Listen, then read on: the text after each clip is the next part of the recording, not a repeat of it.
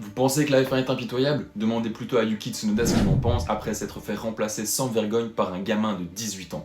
Bienvenue dans la jungle, la Formule 2. Red Bull, une fois de plus j'ai envie de dire, l'année 2025 restera dans l'histoire comme celle du grand ménage.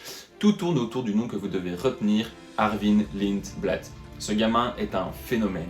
18 ans à peine, il arrive en F2 cette année, à peine sorti de F3, on s'attendait à une année d'apprentissage, tu parles, Lindblad a survolé la saison 2025. Il a piloté avec une maturité effrayante pour son âge, pas d'erreur, une gestion des pneus chirurgicale et cette capacité à tuer la course quand il est en tête, c'est du Vettel et Verstappen tout craché. Et vous imaginez bien, quand Helmut Marko voit un talent pareil, il ne perd pas une seconde. La nouvelle est tombée comme un coup de tonnerre, Arvid Lindblad sera titulaire chez Racing Bulls en 2026 et roulera aux côtés de Lawson. Mais pour qu'une étoile monte, une autre doit s'éteindre. Cette promotion scelle le destin de Yuki Tsunoda.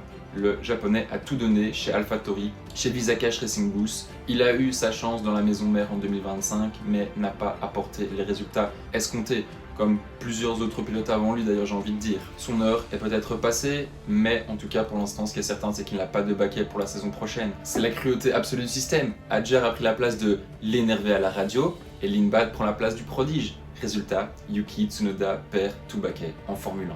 Si vous cherchez une preuve que la F2 est l'antichambre dans la Formule 1, la voilà. Si vous avez apprécié ce moment passé ensemble, n'oubliez pas de lâcher un pouce bleu et de vous abonner. Je vous souhaite un bon week-end et à la prochaine. Ciao!